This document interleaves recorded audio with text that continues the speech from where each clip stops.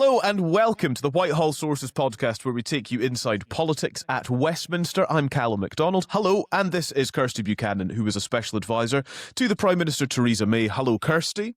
Good afternoon. And Joe Tanner, political strategist. Hello, Joe. Hello. Are you feeling fresh from Manchester, Joe? Is it fair to describe you as fresh from Conservative Party conference?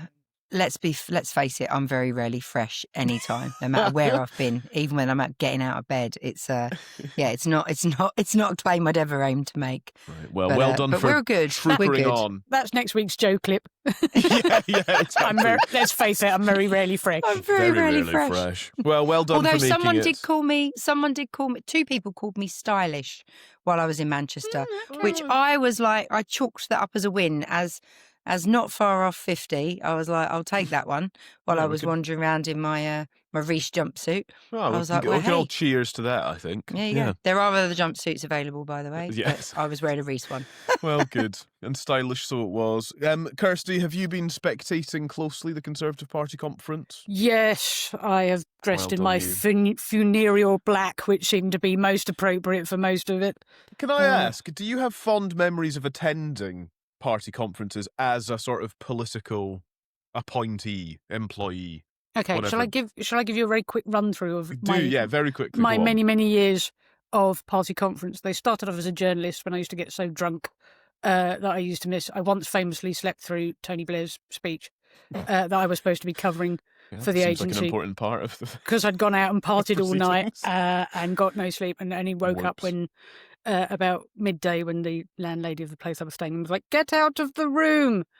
And then you move into the kind of political years where the last thing you want to touch is any alcohol, because you're so worried about you're working so hard, and B, you're so worried about kind of slipping up, and you've got lots of meetings with journalists, etc. And then you move into the corporate years, which are an attempt to revigorate the kind of good old boozing days. But by that age, I was so old, I didn't want to. Just wanted to go to And bed. you got to a point where I used to get into the hotel at 6 o'clock in the morning.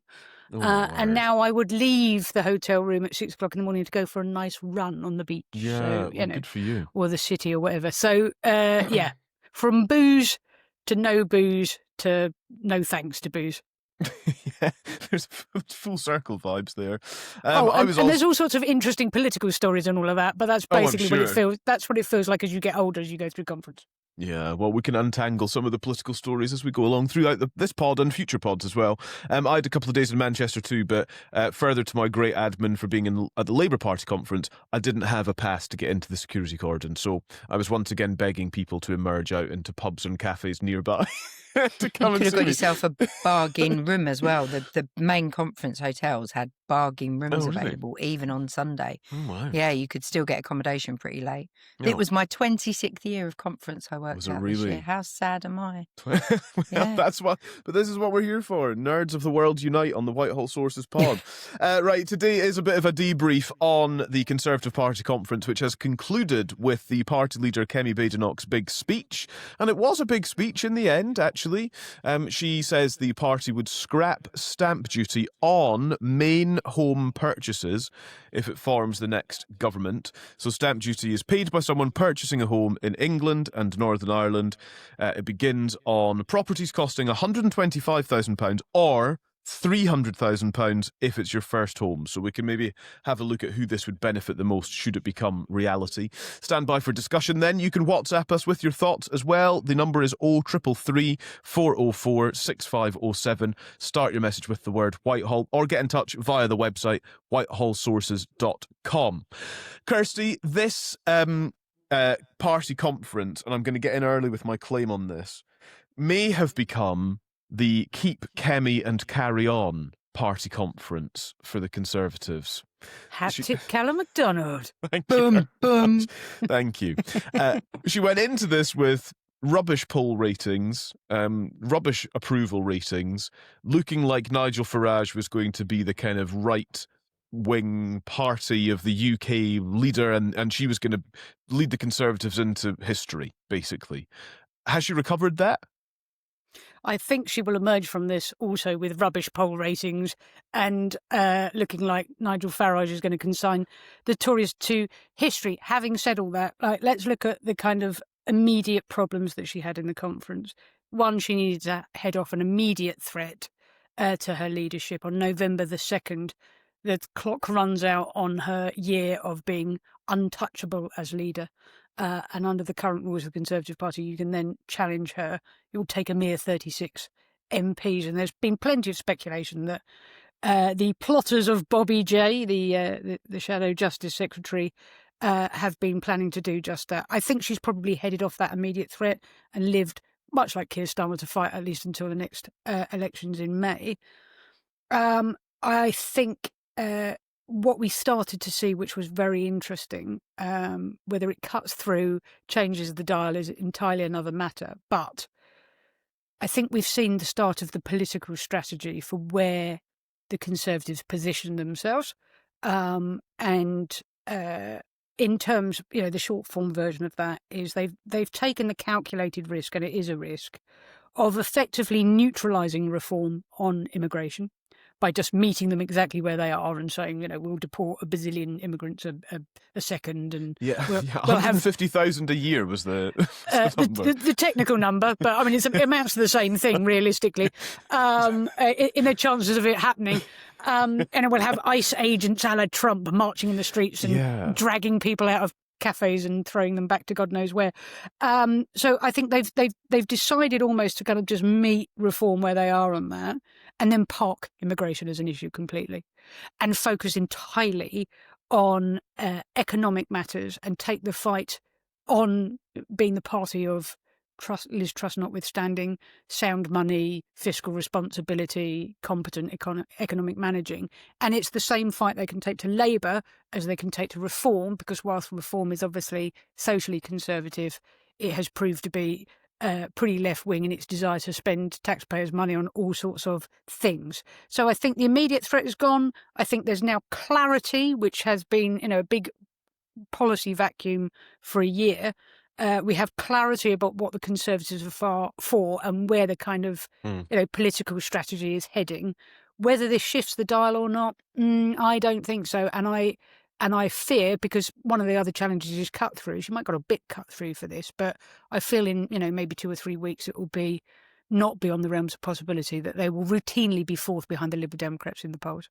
I think that's a good point, because as we know, political party conferences attract the political editors of broadcast and print and political correspondent, and that is where political conversation gets focused for the few days of Labour or the few days of Conservative.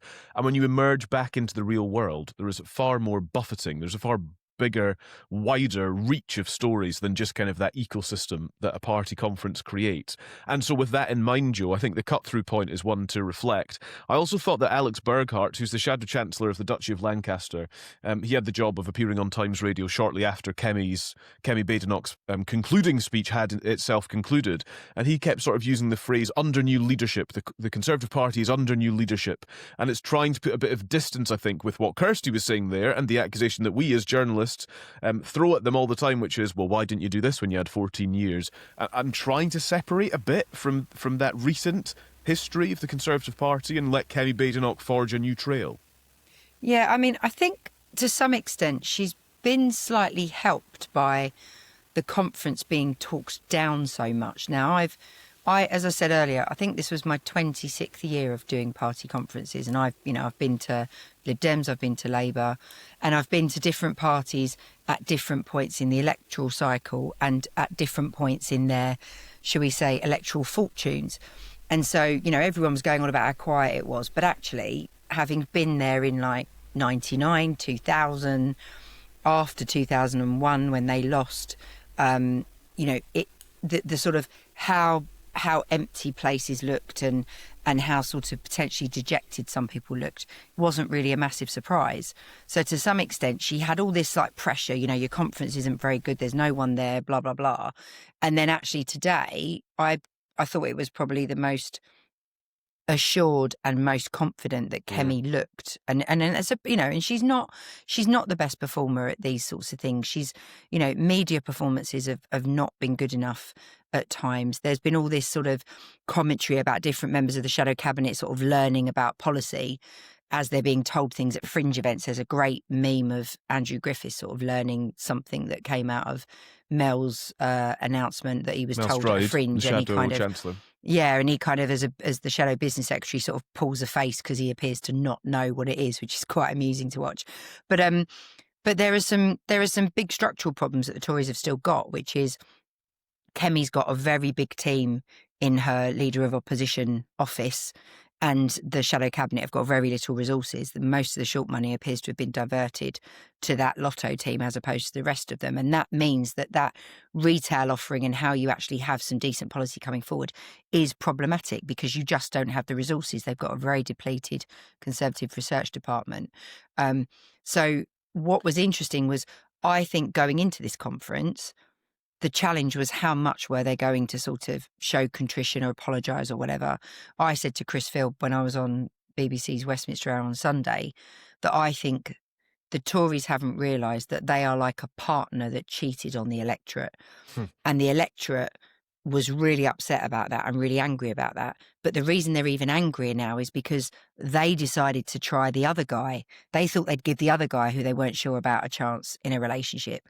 And they feel like he's cheated on them even quicker than the last lot did. And he was a bastard too. But you know what I mean? Like, and he kicked the cat on the way out. Like, they are really upset that they feel that they put their trust in these people over time and they've been let down. And so when they sort of go, oh, we've done the sorry bit, I'm like, well, it doesn't matter whether you say sorry 10 times or 20 times. If people aren't listening, that's the problem. And so I think the retail offer stuff today was pretty crucial because it is the stuff that gets you quick. We call it quick and dirty, but it gets you quick headlines. It gets you sort of something that has a bit of boom in it. And I think the stamp duty stuff caught everyone off guard, which was a good one to save up. We refer to these sort of surprise announcements as rabbits out of the hat, don't we? That is the cliche. How sizable was this particular rabbit, Kirsty? That was a chunky one, wasn't it? It's an overfed one. Just to reflect on the vibes. Like the first 2 or 3 days of that conference. I'm sure it felt like that while you were there too, but certainly watching it on the television, it had all the charm of a conference for Southeast photocopier manufacturers. It was just grim beyond measure. And I listened to someone say the other day, you can tell how good a conference is by how long it takes you to get to the bar. And he said, at Labour, it took me 14 minutes to get served. And at the Conservative conference, it took me about 2 minutes. So it had this kind of, kind of grim corpse-like pallor over it. And so, look, today was a decent speech. It was well delivered. I noticed, slightly wryly and perhaps deliberately, she was determined to dip everybody's hands in the blood. So it was like, we've, thanks to Andrew, and Helen's found 27.5p down the back of the sofa, and Claire Coutinho's, managed to match Ed Miliband's dodgy pledge on bringing energy bills down with the Tories' own dodgy pledge about bringing energy bills down. So everybody was getting a mention. I think what she was trying to say in terms is, we are a team. This isn't all on me, folks. And we hang together or die together. I think that it's obviously a really eye-catching retail initiative and offer at the end. It will be incredibly popular if people hear it. I think, the IFS, because obviously the first thing all lobby journalists do, because they're not very good at economics, is go off and ask the IFS or see what the IFS thinks about something. Paul Johnson, the great IFS guru of this parish, wrote I think about a year ago, that stamp duty is probably one of the biggest blockers to growth and social mobility in the country. So from that point of view, it kind of gets the IFS seal of approval. Obviously, two big things about it.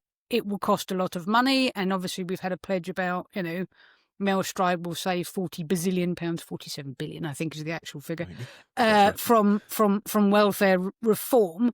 And I think that's designed to take some of that heft. But it is a chunky loss to the Treasury. And most importantly for me, it yet again is a policy that fuels demand without meeting supply. One of the biggest problems we have in this country is housing supply. Labour obviously recognise that and are trying to do something about it with its absolutely won't be reached 1.5 million homes pledge.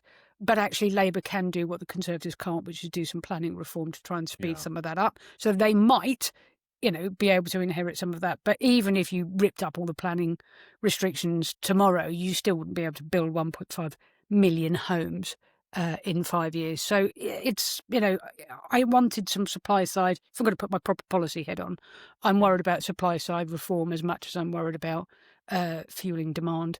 And I will shut up now. But there is for me, a much cannier, what I would probably call a sleeper agent policy, which will do them almost as much favours as that. But I will zip it for now and come back to that. Okay. Let Joe speak. Well, I was going to say, I thought that just quickly, the the VAT stuff on schools, scrapping that policy, and also on private school fees, and also the employment rights stuff that Angela Rayner was in charge of bringing in, going after that. She talked a lot about certain taxes. She talked about the family farm stuff. Vicky Atkins had done a big rally by a tractor, which was her big moment in a union flag jacket earlier in the week. Instead of a sort of straight platform speech, she did this big rally, which was a big thing for her. And I met her a couple of times during the week, and she was saying that it's a really big issue. The Tories are getting a lot of communication from farmers about it. Yeah. But I think between, there were areas like that she did put some, she did sort of put some clear water between her and other parties. But the one thing I don't know if it's been picked up, I haven't read it, but in days gone by, when you looked at the audience for the Tory conference, they were all at least probably 20 or 30 years older than me. They were what, sorry? Asleep. Well, the interesting thing was not only were they an afternoon snooze. That's why Kemi has a speech in the morning. But not only were they awake this time, but they were also about 20 years younger than me. There was now I don't know whether they did some special cut price rate and got a load of young Tories in, but I was shocked at how many younger people were at conference. The young Tories were out in force and were at various points that I walked around. I saw members of the shadow cabinet with sort of, 5 or 6 of them, maybe even more at times. Mims Davies had a massive fan club that seemed to sort of stop her in the bar and we're all taking selfies. But there were lots of groups of people where you'd look and think, who's in the middle of that? And you'd see a group of young people and then a sort of member of the shadow cabinet. Nothing more disturbing than a Tory fanboy, by the way. Well, I mean, it's interesting though, because if you think about it, the voting age is going down and we're told that all young men want to vote for reform. And I was really surprised by how many young people that I saw at the Tory conference, because they're actually paying to be there, which I thought was really interesting. It's an interesting point, Joe, and actually there was there was a fair chunk of people over the age of 65, as you'd expect, and a lot of people kind of under the age of 25, and nothing in between. And one of the things that was absent, and perfectly understandably because we're many miles out and they're very badly performing in the polls, was all that kind of middle-aged bit, which is usually made up by corporate attendance. It's not made up by middle-aged people desperate to learn more about exciting policies. So there was just two ends of the age spectrum and kind of nothing in between. And I'd say that they're fundraising exercises, right? Conferences generally about making money as well as rallying the troops. Now, even if, given that speech and the way it's already being talked about online in particular, I would say that even if they took a bit of a loss on that conference, but it helped drive some donations in, I reckon they'd chalk it up as a win. Well, the suggestion is that the Conservatives are doing extremely well at fundraising compared to the other parties. Haven't they raised more than the other parties combined so far? It didn't look like it on the ground. If you argue that, because the problem is with conferences, you book for the conference site X years in advance. So you're committed to that cost. So it's not like you can just go, oh, we don't fancy doing it this year. tweak Let's this, move yeah. it to Brighton because it's smaller. You can't do that. There is a commitment made. The police are booked. There's a whole operation, which makes it incredibly difficult to then just go, well, we fancy doing something else. You're committed to us. It's like booking a wedding and, you're committed to a minimum spend. It's the same sort of And then you get principle. cheated on by the person. And then you get cheated on, Yeah, exactly. yeah. Well, it was And them then- doing the cheating. It's their own bloody fault. That's And the then point. you have to pay extra for all those kind of slides so that you can truncate the room so people can't see how cavernous it is and how empty all the seats are. Sorry. Well, famously, a couple of years ago when I went to the SNP conference, which was the one where Humza Yousaf was the First Minister and party leader, of course, of the SNP, and it was reflected that so it was a huge site in Aberdeen with, one of those places that got loads of different kind of sized conference halls and rooms and whatever. And it was my first time spending the whole weekend in the conference venue. And one of my journalist colleagues remarked on the fact that the main hall being used for the main speeches was the room where the press had been put the previous year. And so they'd obviously sort of tweaked the size and the walls and the curtains and everything a little. But he was like, this is where we were kept last Well, the time out. BBC were very happy that they could do their show on Sunday night actually in a building rather than being stuck in a porter cabin, because there was clearly room enough for them to have a studio in the main area. Would So you they like an were quite entire chuffed. suite? They used to get That's the right, radio yeah. team would get stuck out the back in a cold porter cabin. So It's always glamorous in radio, let me tell you. The problem with radio is it's one man and his microphone. You can basically do it from anywhere, and so people make sure you just do it from somewhere. Right, sure. On policy, I do wonder if there's a risk with any of the other policies away from the stamp duty announcement that they may have announced. I've still got sleeper agent written down here, Kirsty. As to whether the accusation of a delusional Conservative Party will continue to fly. So when they're making promises on reducing immigration by 150,000 people, or deporting, 150,000 people a year, and they're talking about reducing the benefits bill, during their time in office, these are both things that ballooned. These numbers went way up, and I don't know how they're going to find distance to get away from, hang on a sec, you're just delusional. We've got the evidence. You couldn't do it. Why on earth should we think you're going to do it now?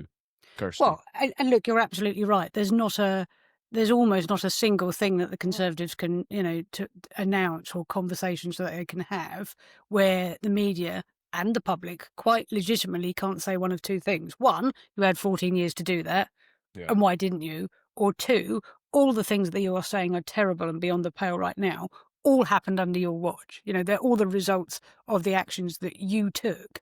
So, it's a bit of chutzpah, to say the least, to say we are the people that we can fix the problems that we created in the first place. And there is, much as there was a kind of incoherence at the heart of Keir Starmer's speech, which was, in terms to say, what is a true patriot? It's someone that believes that Britain is, a tolerant, respectful, diverse nation, and aren't the reform wicked, whilst at the same time, rolling out a whole bunch of policies which are, on crackdowns on ILR, indefinitely to remain, what have you, which you could put a cigarette paper between their policy and reforms. So I think that was the kind of inconsistency at the heart of theirs. The incoherence at the heart of Kemi Badenoch, for me, was the entire positioning and platform that the Conservatives will now adopt is one of, fiscal prudence, responsibility. We are the people with a plan. Like I say, Liz Truss notwithstanding, you can trust us with your money. Whilst at the same time, there were some big, big spending commitments announced in that speech. And, we're spending this on this, and we want to do this. And and it's almost, and yes, they're all costed through the magic beans that are, the magic porridge pot that is welfare reform. But we've all been down this road before. If I had £1 for every time a politician had promised to, to overhaul welfare and make welfare to really work for people and save money, I could solve the budget problem, UK's budget problem on my own. And so you've got this kind of cynicism factor that sits across all of this for the Tories. It's a very sticky wicket. And the other sort of strategic gamble they've made is saying, look, if we meet reform where they are on immigration and say all sorts of hardline things about immigration that, might make people go, woo, and come back to us from reform. At the same time you do that, you entirely alienate, get my teeth in, the kind of centrist, one nation, woolly wet, whatever you want to call it, conservative voters who will be really aghast at that kind of language and those kind of policies. They're not interested in out-reforming reform. And actually, when Kemi comes to really being challenged over her leadership, which will be next year at the local elections, and, nobody expects the Conservatives to perform well in Wales or in Scotland, or frankly in a lot of those unitary authorities. They're all kind of, Labour reform battlegrounds. But there were a whole bunch, if you remember, of shire councillors who were going to have their elections last year that got postponed to this year. Yep.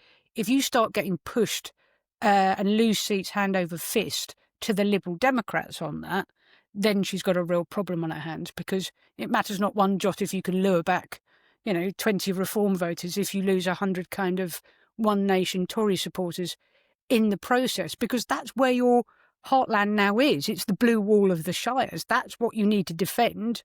We're not in a position here of going aggressively at reform. We're actually, as far as the Conservatives are concerned, they're in a position of defence, not offence. The other thing is, on the kind of what you're saying, is do these policies go the distance? Do they last the next 4 years? Well, if if there's progress made in these areas or changes made or whatever. Well, weirdly, two things here. One, if if Labour makes real progress on immigration, that is a big if, I grant you. But in essence, that neutralises that entire conversation, right? Let's just pretend that there's some magical world where in 4 years, the illegal boat crossings are down to a trickle, and net migration's got a grip on, and we've reviewed Article 8, and wicked activist judges are no longer thwarting our right to send people home, yada yada yada. Then that actually neutralises a big part of what reform is all about. So Labour, weirdly, might do the Conservatives a big favour on that. I think the other policy, and the sleeper agent policy that I want to talk about, and why I think this one is clever, is because this is the one that you can take to the Liberal Democrats and fight the Liberal Democrats on. And that's the business rates for, for hospitality, for restaurants, for pubs. The Conservatives will save your high street. That allows what's left of them, every single Conservative councillor between now and next May in those battleground shires, to go, we are the party that will save your high street. It's a real community offer. It's easy to understand. It's fully costed. It will have a huge impact on the high street. And actually, it's one of those ones you can really go toe-to-toe with the Liberal Democrats on. So that, I thought, of all of the things, didn't get a lot of publicity. Sure. But that, I thought, was potentially, given these shire elections looming next May, was potentially one of the cleverest. And So she was quite smart. Abolition of business rates for pubs and shops on high streets. And she talked about, it's the place where you would go and work. When you're younger, you would often work there. You'd work in your local community.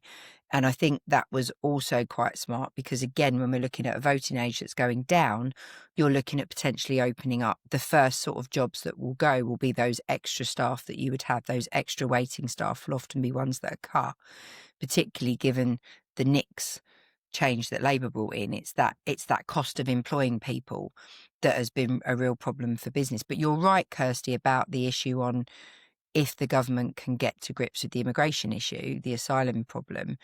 That was being said openly by Tories at the conference, that essentially they almost need Labour to get a grip on that because that does neutralise the reform threat. And then what it comes down to, probably, then is the area that they feel, and the polling shows that they're probably in the strongest position, despite Liz Truss, is actually the issue of fiscal responsibility. So if you get into a situation where you can say, well, Labour are crashing the economy or have crashed the economy by the time the election happens and did all these things that hurt you, what then happens is the Tories can just focus on the economy as being their main driver. Now, there's always things like law and order, which are also big issues for the Tories, and probably Labour have had less of a strong record on. But it's definitely an area that they can then see a proper sort of clear water for them to paddle into and splash about a bit. Nice. Sorry, that was my best. Where does that come on the rubbish klaxon of analogies or whatever? I heard Kirsty's? about, in the last 3 days, I've heard about 5 people talk about the attention economy. Oh, God. I haven't Have heard you? that yet. Have you If not? I do, Literally- Kirsty, I'll slap them round the face for you. Don't worry. And It's bring them to their It's senses. Jungian subconscious. Now I've identified it as an Yeah. irritant in my life. I hear it all of the time. So then, I suppose we've got kind of a few minutes left, maybe 5 minutes or so on the pod, to just kind of pull this all together, I suppose. It feels to me in review that the conference season this year has actually been underpinned by quite a high level of drama, political drama. So Reform UK put on a huge show in Birmingham featuring Andrea Jenkins singing. She brought the drama. Well, indeed, and brought the house down. But it was more. It was about kind of Reform UK, I suppose, doing what they do, being loud, being proud, being controversial, platforming a crank doctor, etc., etc. Then we get to the Labour Party conference in Liverpool, where Sir Keir Starmer is trying to sort of fend off Andy Burnham, who's rumbling away in the background around kind of leadership concerns, etc. He was emerging off the Peter Mandelson scandal. It was kind of a tense backdrop for the Labour Party conference. Then we've had the Conservative Party conference with questions about Kemi Badenoch's leadership, any potential deals coming with Reform UK. Perhaps this has all been intensified by the fact there are elections coming in, 6 or 7 months from now. And that places a whole new kind of pressure on all the parties at this point, even though it's only a year into Labour's term in government. But what's interesting is that you also had, while that was going on, you had front pages talking about this China spy stuff. Yep. And you had this sort of unravelling around Keir Starmer. You then also had announcements of more staff leaving Number 10, which is a sort of really interesting backdrop that, you know, even Nigel sort of came out with his sort of councillors that were defecting from the Tories, but it hasn't felt like they've managed to sort of land any blows on the Tories, which is a surprise. But if anything, there was still a sort of a machine still going after the government while the Tories were having their little jamboree, which you wouldn't necessarily have normally seen. You'd have just seen sort of load of journos in Manchester and doing what they do. But it's been interesting that sort of tension and pressure hasn't really let up at all. And if anything, it's intensifying all the time. It's going to be really interesting to see what more the Sunday Times have got on that at the weekend. Yeah. I think you're right, Calum. You know, this is what the totality of the conferences is a smoke clearing, a sense that after a year of both Labour and Conservatives saying, how do we solve a problem like Nigel Farage, they finally worked out where to attack them. So you've got, the Conservatives attacking them on immigration and their hardline, unpatriotic views on the country that we now have and the values, whilst at the same time you've got the Conservatives attacking them on their spending money like drunken sailors on shore leave.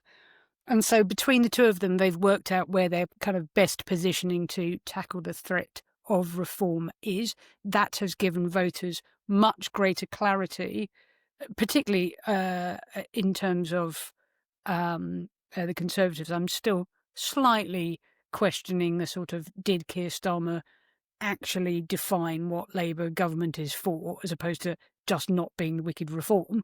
But it's given them a kind of clear choice, and that is all because we do have these critical elections next year. They are critical for Keir Starmer's survival, they are critical for Kemi Badenoch's survival, and they are also critical for reform's ongoing momentum. They start to stall. There is also a world where reform could just entirely unravel on its own, right? You fly high to the sun and you get burnt and you crash to earth. So, what Starmer and Badenoch have achieved is buying themselves some critical time and creating a sense of where they stand in the political landscape so that voters can have a much clearer choice going into those elections next May. Yeah. Do we say then that these conferences have both been successful for Starmer and Badenoch? Yes. If it's about buying time and being clearer about who you are, what you stand for and what your offer is, yes, 100%. It's been a little bit lacking on the drama llama. It came in promising a lot of drama and it all kind of, filtered away quite quickly, which it often does at conference. But in terms of talking to voters about, what voters can expect, yes, I think it's done its job. And I actually think in terms of potentially giving Kemi some confidence about, carrying on, potentially even giving them some decent lines for the budget. Because if, for instance, any of these policies were suddenly pulled out of the bag by Rachel, then it will be, well, they were ours, we led the way. But more likely is just that there's actually something to contrast against about what they would do. Now, it always comes down to one of the IFS's sort of massive score sheets at the end of it. But I think in terms of, I think most people thought she was going to crumble this week, quite frankly. I think a lot of people thought they were going to catch her looking really despondent or making some really inappropriate remark. And instead it was, her biggest rival, Jenrick, that's probably had the heat on that to deal with rather than anything that she's done. But I think what is interesting is how I think post-conference you'd normally expect as the government, certainly for the Labour Party more generally, you'd expect to kind of come off your conference, you're in government, you'd expect this kind of keep riding the wave for a while, attention focuses to your opposition. And instead what I think's really, really interesting is the fact that the attention has continued to be on Starmer and his team, but Starmer in particular, but not in the way that they would have wanted, because it's been about this, particularly this China story and his disintegrating team, which is sort of making headlines still, which I think is just really interesting. Thank you both. It's been fun to do conference season with you over the last few weeks. So thank you very much, Joe and Kirsty. It is, where are we? The 8th of October, so the countdown to the budget continues. More on that to come, actually. It might be a good time for you to subscribe to the Whitehall Sources mailing list if you're not already on there. And we'll give you a bit of a heads up on how best to preview the budget in due course. Go to whitehallsources.com, sign up to the mailing list, and you will be first to hear all about that. Cryptic clue. Right, thanks both. Thank you so much for listening. Please make sure you subscribe to the podcast. We love having you there, and we love to hear from you as well. Drop us an email, hello@whitehallsources.com, to get in touch if you've got questions, if you want to agree or disagree with something you've heard. Get in touch now and we'll read it on our next episode. Thanks so much for listening, and we'll talk to you next week.